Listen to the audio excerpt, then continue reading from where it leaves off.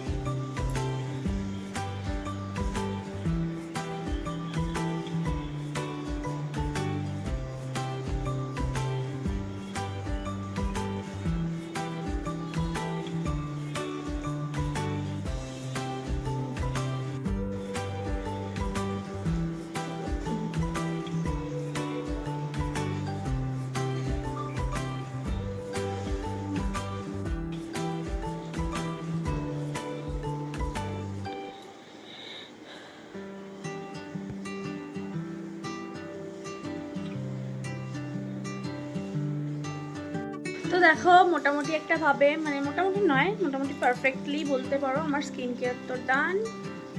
আমি এভাবেই প্রতিদিন আমার স্কিন কেয়ার করি, মানে ডেলি বেসিসে এটাই করি আমি। তো আমার স্কিনটা কি একটু গ্লো করছে বিকজ অফ দিস